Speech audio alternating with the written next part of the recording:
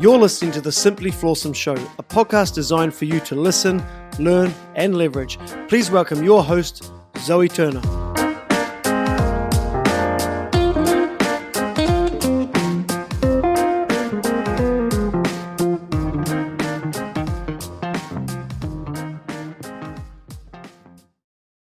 Very honoured and very delighted to have Dubai's most eligible bachelor on the show before he embarks on his next exciting adventure in the USA. This gentleman has made his mark over the last few years in the Middle East as an entrepreneur, speaker, radio host, author, youth mentor, and an all-round nice guy. Aww. Who oozes charisma and energy, and I'm thrilled to have him on the podcast today. So please welcome Omar Busaidy. Yeah. Did I pronounce that right? Yeah, you did. Okay. Like a pro.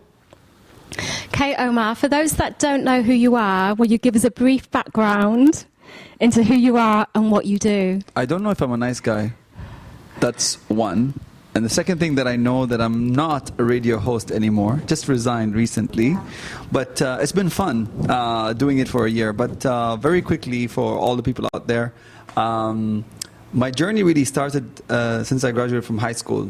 And I started my career in banking. So as soon as I graduated from high school, I started working in banking, and I went to university at the same time. So I used to go to work from like 8 to 4 p.m., then go to university from 5 till 10 p.m. So it took me 6.5 years to graduate with a degree in marketing. But you know, I'm 33 years old now, and I have about 16 years of work experience, which is really cool. But at the same time, what really changed my personality, I think, was my constant mission on trying to set up a business. So at the first company, I was around like 19 years old. Had an advertising company, closed down in 6 months because I couldn't. There was no cash flow. I couldn't pay the staff. So 2 years later, started something else. Actually, right here where we are in Barsha, a store selling women's dresses and wedding gowns, and that closed as well because now you tell Barsha us a story awesome. About the cockroaches. Yes, yeah. So what happened is, we were next to a restaurant, and unfortunately, when you open a clothing store next to a restaurant, you don't expect that you're going to attract all the rodents of the world, because the restaurant has mechanisms in place to keep them away. We didn't know that. I mean, I didn't know. What was, So anyways, next thing you know, some of the clients who used to come in and fit out and stuff, they would see that there were cockroaches in the dresses, and it went like viral. People were complaining and saying, "Don't buy dresses from Omar. He sells dresses with cockroaches in him." And then nobody came. Aww. So we closed that. Then I had a store, and then I had a company, a consulting company in Abu Dhabi. But then the financial crisis happened, so no one wanted to come to do business in the UAE. And also government agencies here were not paying. It was all over the news. Finally, at that time I thought that, you know what, I'm useless at business. I suck at business. And I kind of lost hope. And then I was going through my own personal journey, which was, I was married and I'm divorced. So thank you for saying that I'm eligible bachelor, because I am bachelor, but I don't know eligible. And when I got a divorce, at the same time I lost my job, the last company shut down. I was like, just everything came crashing down. So I was like, I'm useless as an employee. I'm useless as a husband, clearly. Then I'm useless as a business owner. And what do I do?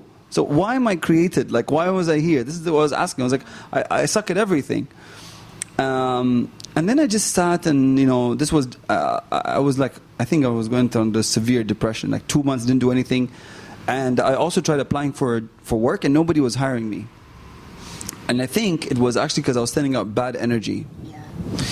The next thing I remember that the only thing that would give me happiness, or when I was younger, because I had a very difficult childhood, was writing. So I went down to writing, and I started writing my these thoughts, through whatever, everything that I was going through, and just I wrote about the attitude of an entrepreneur, a business person, whatever. or as a human being in general. And as I continued writing, I started feeling much better and everything, and I felt like I was doing something, because especially as a man, you cannot just sit there doing nothing. I don't know, so for me, I'm also super ambitious.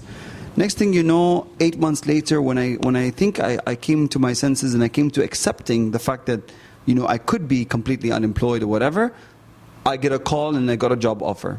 And I was like, oh. Now, anyways, I did get it and I accepted it, and I went and I worked in Abu Dhabi tourism at the time. I had written the book, but I never thought of publishing it at that time as well, because when I got the job, I was like, okay, that's it, let me just go and work. But when I was working in this organization, the Department of Culture and Tourism, Abu Dhabi, I had a colleague, her name was Nof, and Nof is she's a member of a book club. She likes reading and stuff like this. And then we were talking about books and different books. And I told her, you know what? I actually wrote something, but I never published it. And I don't know. I don't think it's worthy of a book. But anyways, just, you want to read it? She's like, yeah. I gave it to her. 2 days later, she's like, oh my God, you have to publish this book. I was like, no, you're just messing around with me. I know you're pulling my leg. She's like, no, Omar, I'm serious. And she kept asking me to do it, and I never did anything. And I was happy with my new job and everything. On my birthday, I sit in my office and I get this package, and there's like 7 published copies of my book. Wow, that's amazing. So your friend had taken your book away. She'd got it edited. Yeah. And that's all that is the really hard work as well. That's what I'm finding with my book. She actually it's gave incredible. We had a colleague as well. She used to work at the Times. Her name is Barbara Saunders. She's awesome. She's a Geordie.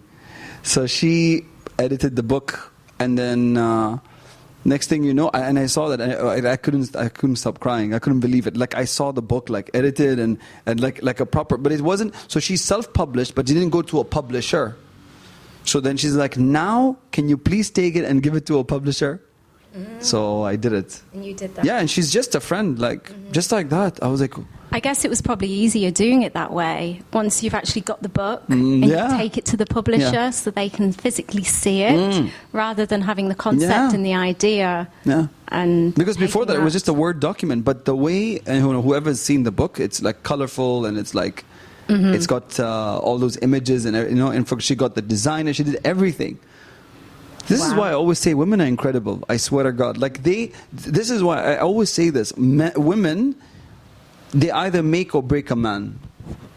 And if seriously, I think any guy who's ever been successful, it's either his mom, wife, girlfriend, friend. It has to be a woman, mistress. I don't care, but there's always a woman behind the man's success all the time.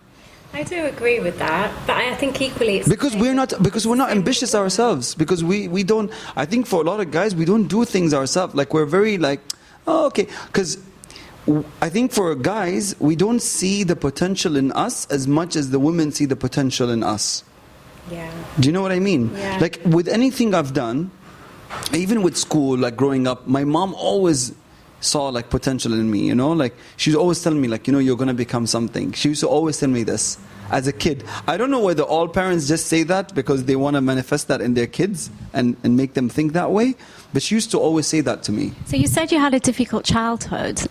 What you're saying about your mom to me sounds really positive. Growing up with that influence in your life, someone that encourages you, someone that believes in your ability. And my dad wasn't around.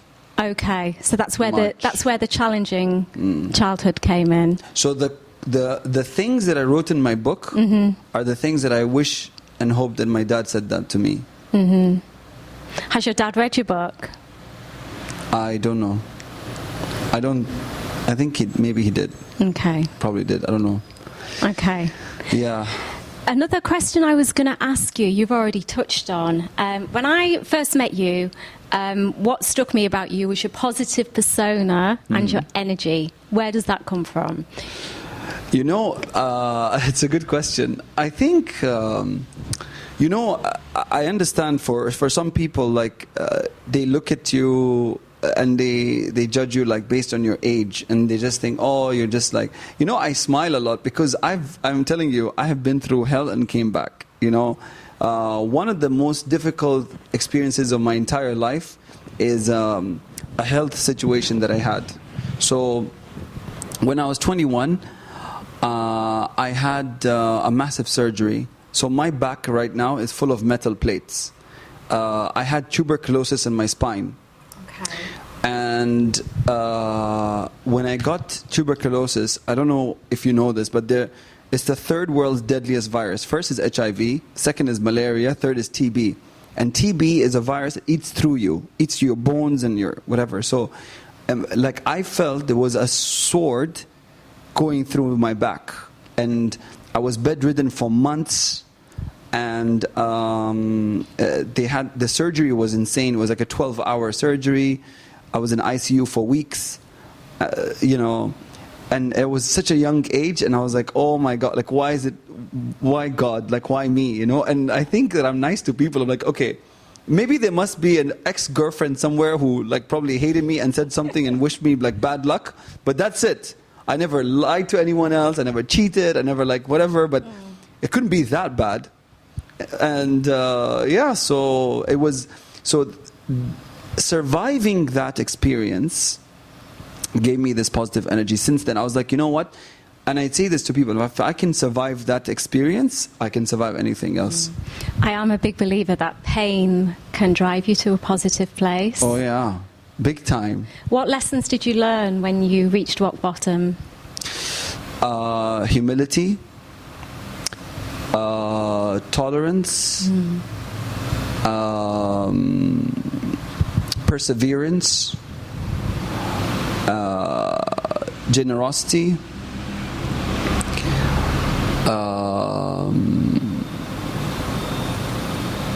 several things around, you know, everything. And you know, like everybody needs help. Like somebody needs help in something. Some people need financial help around us. Some people need like moral help around us or whatever. Like I understand that there are some people that want to go like do a trip in Africa and God knows what. But you know what? Charity begins at home. There are so many people around us here that are really like struggling. I'm telling you, there are so many people that I know that till now can't find a job. Grown-up men that I had a call just before I came here. This is a grown-up man who literally had to send his family back home. And he had a really big position in one of the biggest companies in the UAE. And for him to, you know, to ask me to have the bravery. Feel that they do enough in the region for men to be able to help kind of men with mental health problems? You know, I think it was about 2 years ago or 3 years ago here in the UAE, the president, His Highness Sheikh Khalifa, actually issued a law around mental health. Really? Yeah, there's actually a law right now to recognize mental health as a serious issue and everything. And of course, I understand that when the government also after that launched the Ministry of Happiness and Well-being, they actually changed that. They wrote, first it was only Ministry of Happiness, then they included well-being to that as well.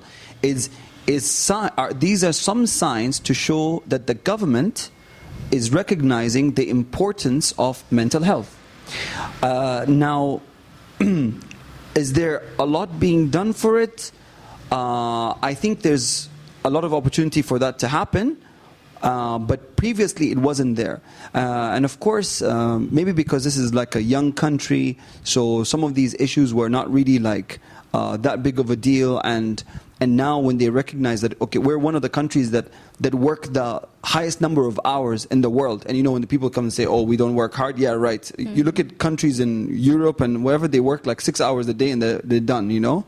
Or you go to Spain and it's like almost, they're just chilling the whole time. Anyways, but now they realize and they recognize that pressure had put so much on the people, and it, you know, it's affecting them. I'll give you an example. My father passed away last year. So my father passed away last year, and you know, he was like only in his 60s, like early 60s. So that's not young. That's in this young. day and age, that's very young.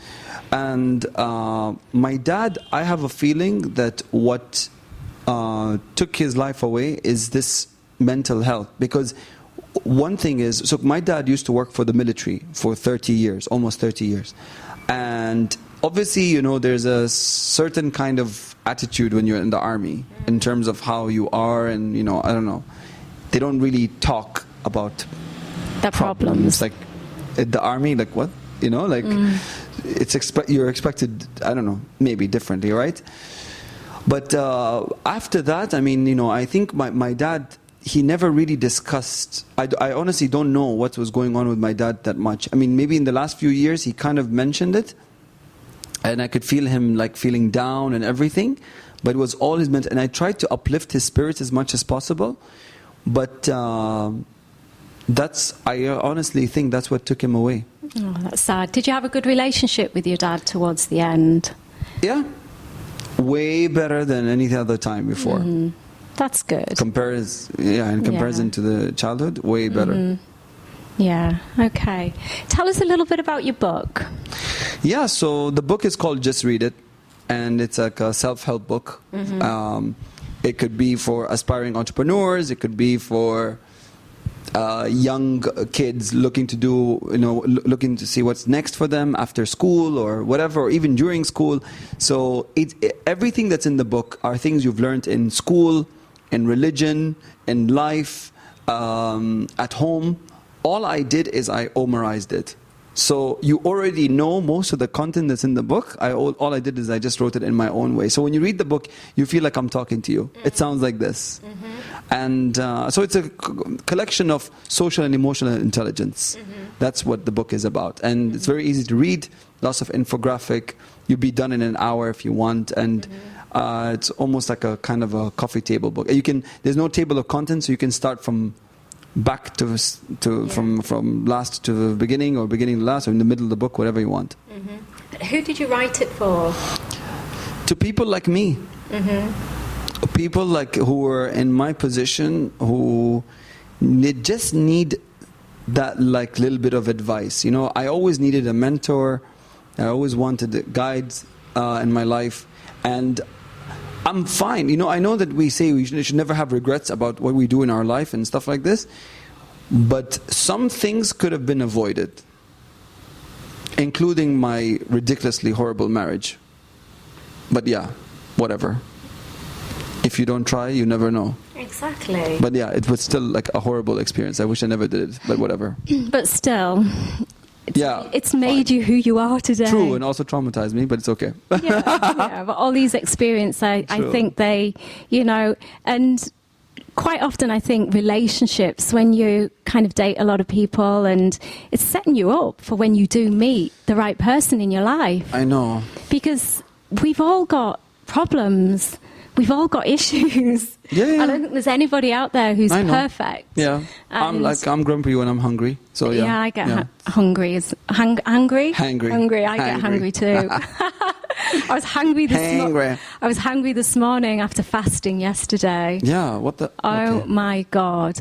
And I think that intensified my yoga experience as well this morning by not having any food. What was I talking about? Relationships. Yes. Yeah. No, I do think all these kind of relationships we have that we try and they don't work out. They are just preparing us for when we're going to meet the right person. That's true. Yeah, that's true. Okay, let's talk about peer groups. Yeah. They say you're an average of the 5 people that you spend most of your time with. How important are peer groups to you? They're all millionaires. I don't think I'm an average of them. I'm broke. I don't know what you're talking about. Who said that? That's what they No, my say. friends are like millionaires. I'm like, whoa, wait a second. Are you kidding me? Okay. I don't have half their wealth. Okay. So maybe it's not just about Who the said money. that? Okay, maybe I it's know. about the persona I know. and their I'm mindset. You know, I'm just messing with you. I know. I don't want to like take your audience away and be like, oh my God, what's this guy? He's so like superficial. No. I think it is so important. And one of the things that I mentioned in my book is I say, support yourself with a circle of support and like-minded people. Like for me, and also there's that very good book by Dr. Marshall Goldsmith. He says, it's called What Got You Here Won't Get You There. So a lot of people sometimes feel it is important for them to stick to the friends that they've had since they were kids. No. If you know where you want to go, it's very, very important to start plugging new people in your circle. I mean, don't ignore those friends because you grew up with them and whatever. But I'm just saying, you just have to decide how much more time you put yourself around those kind of people. So for me, even getting out of that, like the rock bottom, I started surrounding myself with some really positive people. And before you know it, I started becoming exactly like them. We were all in the same level, you know? So it really plays a massive, massive role. Even in terms of right now, you know, as I didn't mention this earlier, but I'm leaving to the US. I got a scholarship. The person that recommended me for the scholarship he played a very important role in my life. Like we were together in the same, let's say, business group in Abu Dhabi. And he saw my contribution to this group, and he recommended me to get this scholarship, which I got from the US government, not even from here. How easy was it for you to make that move to America? Because you seem to have established yourself in the business world, the entrepreneurial world, as a mentor for youths, and on the social kind of media scene as well. So how easy was it for you to make that decision to leave essentially what could be seen as a comfort zone and go to shores where... Very easy. First of all, I'm going to be very frank. The economy right now in the UAE is not like the greatest. So everything's kind of like stagnant. It's slow. So I don't feel the same energy here as I did a couple of years ago. Like things you felt like they were like growing and whatever. A lot of my friends have left.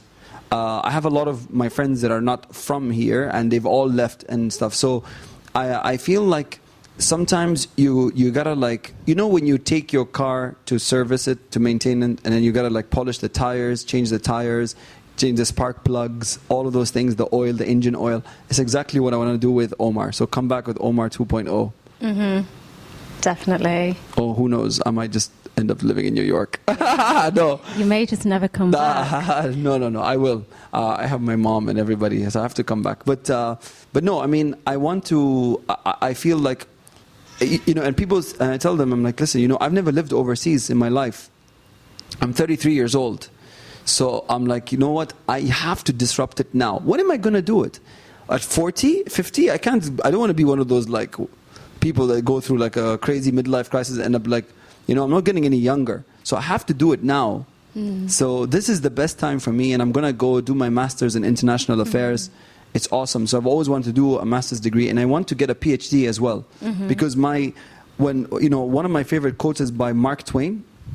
He says there are two important days in your life: the day you were born and the day you find out why. So my why is I'm an educator. I want to continue publishing books. I want to teach in university. Like I want to be in an academic environment. I love it. Like I want to be a scholar. Like it's cool, you know. And I think I'll be a cool teacher. Yeah, I think you would. I think you would. You've done a lot of work with youth in the region. How do you enjoy that? Yeah, it's been good. You know, it's fun. I mean, you know, I learn a lot as I do this, and there's a lot of hope and a lot of opportunity. That's what I see in them. You know, so I feel like when I come back, you're just gonna. I think you'll like me better later. So when I come back from the States, just so you can see. So you've had your own radio show, Pulse Radio. Yes. I have a question for you around that, and it's kind of, I know since I've started my own podcast, in many ways I feel like it's changed my outlook, it's changed my life in many ways, just through the guests that I have on, and it's amazing. It's a good excuse to speak to people like yourself as well. Yeah. How has that changed you, and how did that influence you? So it's very interesting. I only was a guest, like I think twice on radio, and when I was informed that in Sharjah they launched the first English radio station called Pulse 95, and they wanted me to be there. It showed me first how I'm not sure about how people think when they listen to me speak, but apparently they liked it. So what happened is I was there. We started the show. I used to do this show called Morning Majlis. It was a morning show. And then after 2 months, because one of the things that I like to talk about a lot is tech. Like I like business. It was a business show, but I used to like talk about technology as well. And because I kept talking about tech all the time, people told me, you know, you need to have your own show. And the management came to me and they said, listen, you know what? We think that we have to have another show and you should just have one on your own. And then I said, okay. And they told me, give us a proposal. So I thought about it and I thought about, okay, let me do a technology show. And we called it Future Talk. So I talked about the future. So the people that I've met, to answer your question, in the show was amazing. I mean, they're incredible because you're meeting futurists and I was meeting technologists and developers. And I had this segment on women in tech, bringing women who are doing awesome work in technology. It's unbelievable.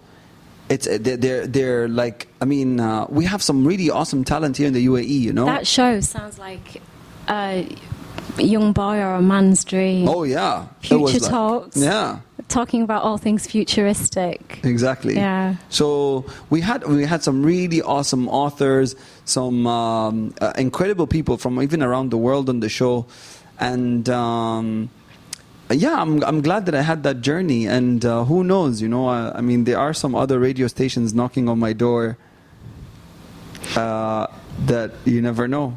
Okay, I might consider. Watch this space. Watch this space. Is there anyone that's particularly stood out for you who you've interviewed, who you found really inspiring? One person that I found really inspiring is Brittany Kaiser. I mean, well, look, there's like 5 of them, but I'll tell you, like, one of them is Brittany Kaiser. Brittany Kaiser is actually the whistleblower. She worked at Cambridge Analytica. Do you know the company that gave... that she was the whistleblower at Cambridge Analytica, the company that gave all the data to Facebook? When that whole Facebook scandal came with, like, I don't know, with the elections. You know how they took like 70 million accounts and there was manipulated and everything with the elections? So Brittany Kaiser was on our show. So having her, that was epic, what I learned, you know, and what inspired her to talk about that experience and why she felt it was unethical that Cambridge Analytica was doing by manipulating people's right to choose who they want as their leader. Interesting. What advice would you give to your 18-year-old self? Just read it. That's in the book. I mean, everything that's in my book, I would give that advice. That's what I wish I had. If you could go back in time, would you do anything differently? Yes. I would be more patient. I would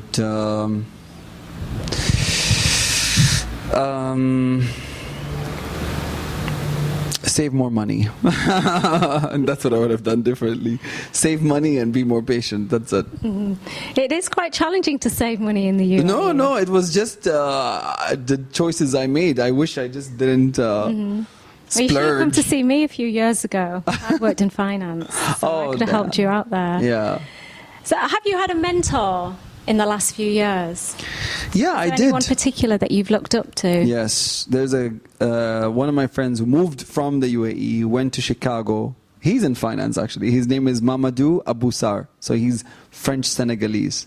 And this guy was like my bigger brother for me. You know, like everything, even like my dating life and everything. Like, you know, he would advise me on everything, like what to do, what not to do. And it was him who recommended me to be a global shaper with the World Economic Forum. So I was really happy to have that honor to be part of like a really huge association. And I learned a lot from him. And also, he's like my cigar buddy. So we like smoking cigars together. He's your cigar buddy. We're not advocating it by any chance, but like, yeah. He's introduced me to that bad habit, which I love right now. Okay. So yeah, he's one of the guys that truly inspired me. Okay. Okay, I did have a question. You know, I have all these questions and then I forget. It's okay. Does that ever happen to you? I know why you guys switch off the AC because of the sound, right? Oh, have you turned the AC off? Because it's like warm. I'm sweating under my jeans. It's not even funny. It's so hot. Okay. But it's okay. Are we allowed to turn the AC on? I'm okay. No, I'm leaving anyways. I have to go. So for the sound. Yeah, I know. Okay. So what excites you? You're leaving anyway? Yeah. Like when? No, after this. What excites me? We're nearly wrapped up. What excites you about the future? What excites me about the future? I think what excites me about the future is I see that the future is bright because I teach. I teach at actually at Gems Wellington Academy. I go there and teach a couple of classes, but also at universities I go there as a visiting lecturer, and I see the potential that these children have. These kids are so smart, it's not even funny. And right now, like, you know, you can't even say the word childish anymore. Like, when you see someone acting like an adult, you should be ashamed. When they act like a child, it's even better because they're very smart and they're very well behaved and they're very intelligent. Like, they know everything. Like, I go there and they're teaching me stuff. I'm like, oh my goodness, what happened? Like, they're in grade 6, 7, they're asking very intelligent questions. Yeah, it's a great time. I was talking about this to someone yesterday. It's such an amazing time to be alive at the moment. Yeah. And just going back to like when we were at school and yeah, like you were told to act like an adult, be mature. Yeah, but yes. now it's No. kind of like, I never want to lose that child within. And now you see many of these workshops and places, and they're bringing people to tell them to act like children. They have all these games in a work environment, you know. So that's what I love about being with kids. This is why I like to be around them all the time. What do you think of the educational system these days, like the curriculum and what changing. they teach children? They're picking up, especially here. They're picking it up quickly. And what I like about the UAE, the good thing with the government is that they listen and they're flexible. Like, they will take everything into account, but within a matter of time, that the change will happen. Some things don't happen that quickly, like this annoying thing about Skype calls being blocked and WhatsApp calls and everything else. Yeah. But there are many other things where it's very easy to reach. Like, I know that I have the Minister of Higher Education. I'm meeting him on Thursday. Like, I have him on, I can call him just like that. Like, I know him very well. Like, we're very close to our ministers who are influencing the change or recommending changes. What changes would you like to see? The end of classrooms, the traditional classrooms, like rows and columns. I think we shouldn't be in rows and columns. Those were made for assembly lines in the Industrial Revolution, not now. What should we have instead? We should have beanbags and like sitting on the floor and like maybe a yoga mat. Have you heard what Elon Musk has done? What has he done? Okay, so Elon Musk, I think he's got 3 kids. Yeah. And he has opened up his own school in Los Angeles. I'm not surprised. Opened up his own school. Apparently, there's about 15 children at that school. I'm not sure what is on the curriculum, but it's not what you would see at an average school. True. And I have a lot of friends that are getting homeschooled, and they're homeschooling their kids. It's unbelievable. Because he saw flaws in the educational system. Yeah. And the more people I speak to, especially entrepreneurs, and I was even speaking to someone about this the other day, he was like, I'd never send my child to school. This guy's a high-level entrepreneur. Yeah. And I'm like, well, there are other options. You know, look at what Elon Musk's done. You can, I mean, there's obviously a price that comes with that, but you know, even in the UAE, you can homeschool. If you go to the Ministry of Education and you tell them you want to homeschool, they've had this for a long time. You can go and tell them, I want to homeschool my kid. They'll tell you, okay, fine, just stick to this. Which curriculum do you want to choose, like the British or whatever? 'Cause I did my O-levels. So you choose the curriculum, and then they tell you, fine. I think it's wonderful amazing. to have those options. Yeah. However, in reality, I'm not entirely convinced that schooling your children is going to be the best thing, because you've got the social aspect But they that can the be, kids may miss out on, trust which is me, just as important. But Zoe, they do it.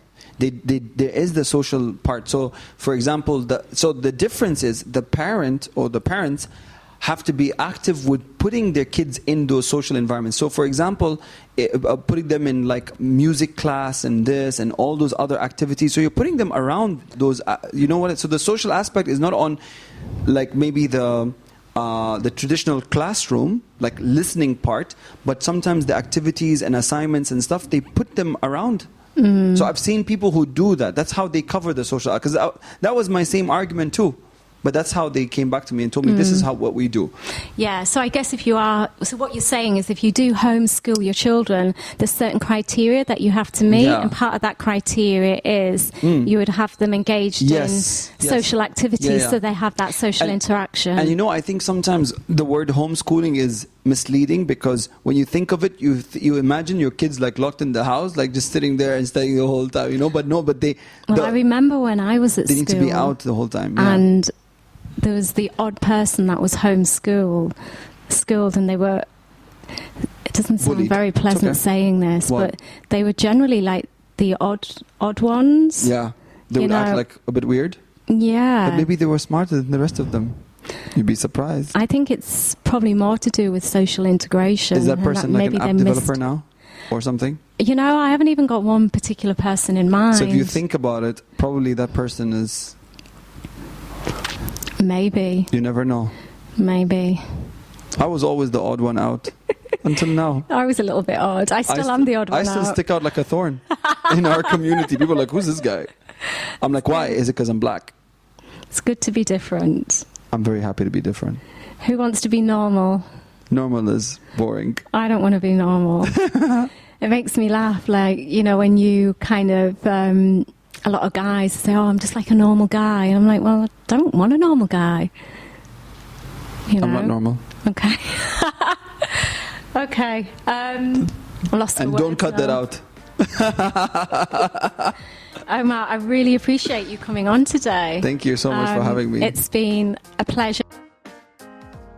Thanks again to our very special guest today, Omar Busaidy. I hope you enjoyed listening to this podcast as much as I enjoyed meeting and interviewing Omar. What a wonderful, lovely, charismatic, interesting guy he is, and we wish him the best of luck in his future endeavours in America and look forward to seeing him again very, very soon.